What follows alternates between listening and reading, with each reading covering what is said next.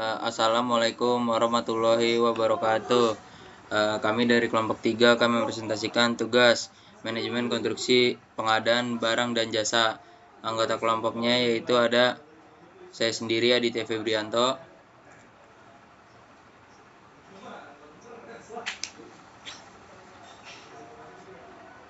Saya Naila Salsabila Dewi Saputra.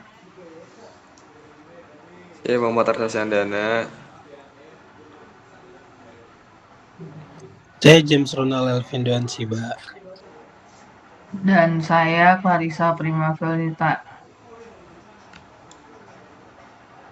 Ya, selanjutnya saya akan membaca pengertian berdasarkan Peraturan Presiden Republik Indonesia Nomor 54 Tahun 2010. Pengadaan barang dan jasa merupakan kegiatan untuk memperoleh barang atau jasa oleh kementerian, lembaga, satuan kerja, perangkat daerah, institusi lainnya yang prosesnya dimulai dari perencanaan kebutuhan sampai diselesaikannya seluruh kegiatan untuk memperoleh barang dan jasa.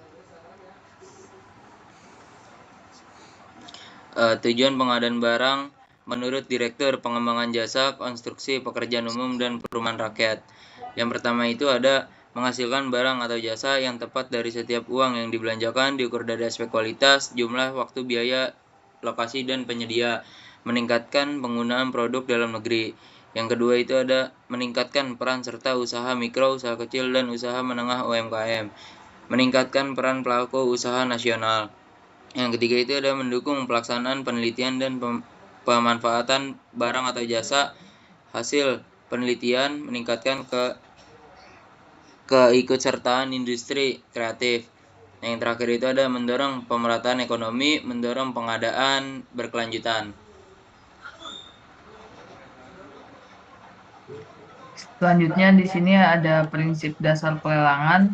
Yang pertama ada efisien. Pengadaan barang atau jasa harus diusahakan menggunakan dana dan daya yang terbatas untuk mencapai sasaran yang ditetapkan dalam waktu sesingkat-singkatnya dan dapat dipertanggungjawabkan. Yang kedua ini ada efektif. Pengadaan barang atau jasa sesuai dengan kebutuhan yang telah ditetapkan dan dapat memberikan manfaat yang sebesar-besarnya sesuai dengan sasaran yang telah diterapkan atau ditetapkan. Yang ketiga ini ada terbuka dan bersaing. Pengadaan barang atau jasa ini harus terbuka bagi penyedia barang atau jasa yang memenuhi persyaratan dan dilakukan melalui persaingan yang sehat di antara penyedia barang ataupun jasa yang setara dan memenuhi syarat atau kriteria tertentu berdasarkan ketentuan dan prosedur yang jelas dan transparan. Di sini kami mengambil contoh dari eh, pengadaan jasa yaitu undangan tender pembangunan jaringan perpipaan sistem penyediaan air bersih. Ya, jadi contoh yang kami ambil itu berasal dari proyek pembangunan jaringan perpipaan sistem penyediaan air bersih yang berlokasi di Desa Batu Nampar Selatan, Kecamatan Jerowaru, Lombok Timur, dengan pagu anggarannya sebesar 550 juta. Pemberi tugasnya yakni LPSDM atau Lembaga Pengembangan Sumber Daya Mitra, dengan sumber dananya itu berasal dari hibah, dan dokumen acuan yang kita pakai itu ada Perpres nomor 12 tahun 2021 dan MK 1 bab 4 tentang pengadaan barang jasa konstruksi.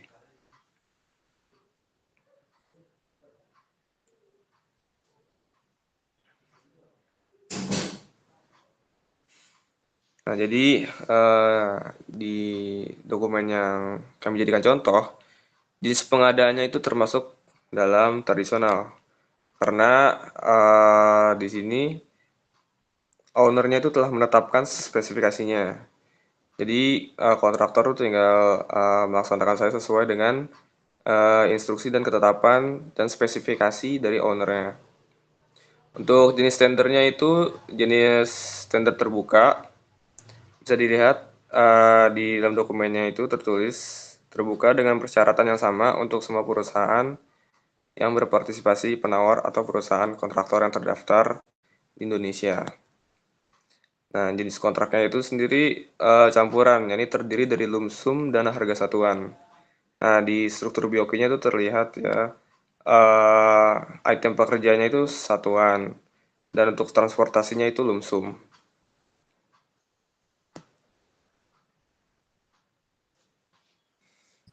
Oke, selanjutnya itu ada analisis pengadaan dari pengadaan jasa yang kami telah.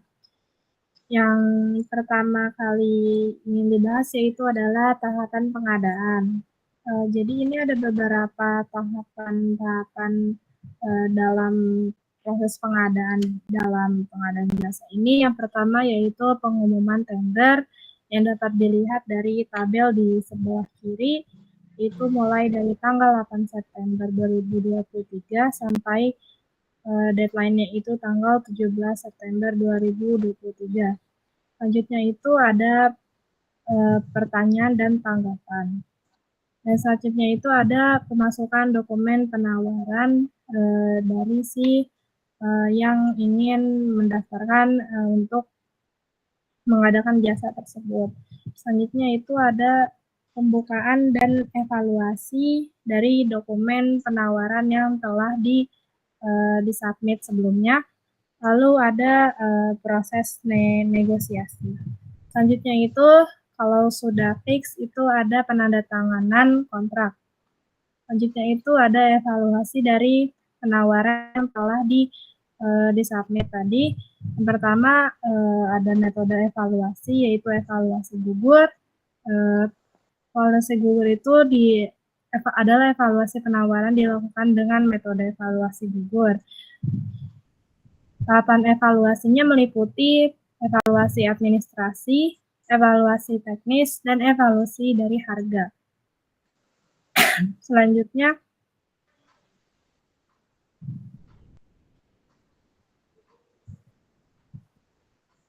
itu adalah penyedia jasa ini melakukan kualifikasi terhadap si penyedia jasa.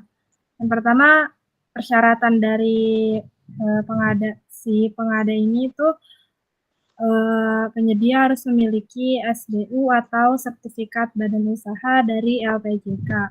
Selanjutnya IUJK memiliki IUJK yaitu izin usaha jasa konstruksi, dan selanjutnya memiliki pengalaman minimal 1 proyek dalam 4 tahun terakhir. Selanjutnya yaitu merupakan seorang tenaga ahli dengan kualifikasi tertentu. Selanjutnya ada jaminan dalam proses pengadaan ini. Yang pertama adalah jaminan penawaran.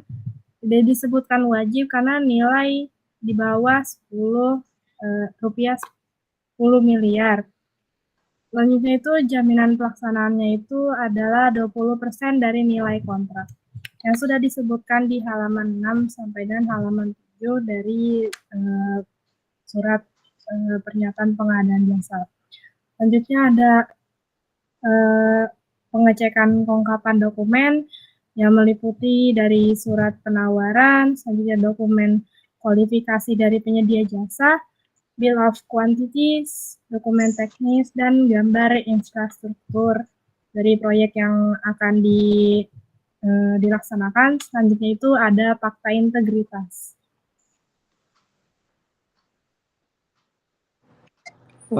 Baik, berikut yaitu analisis pengadaan. Yang pertama klarifikasi dan negosiasi. Jadi untuk klarifikasinya itu dilakukan jika harga tidak sesuai dengan HPS dan juga kebenaran dokumen-dokumen dalam dokumen penawaran. Terus selanjutnya penawar menginformasikan permasalahan harga, kebenaran dokumen kepada Direktur LPSDM secara tertulis di kantor LPSDM di Selong, Lombok Timur. Dan untuk negosiasi harga melakukan penawaran negosiasi terhadap harga yang ditawarkan oleh calon penyedia. Selanjutnya dilakukan berdasarkan HPS.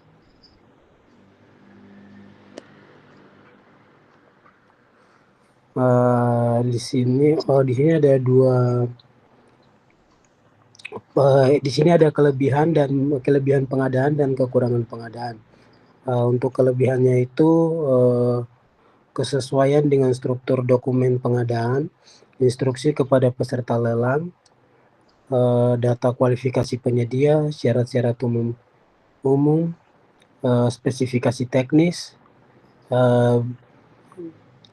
BOK dan gambar rencana. Dan untuk kekurangan pengadaannya itu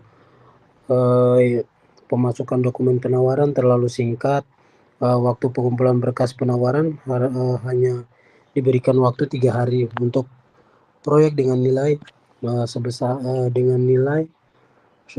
550 juta, dan kompleksitas pekerjaan seperti ini idealnya diberikan waktu 7 sampai 10 hari kerja persiapan penawaran yang berkualitas.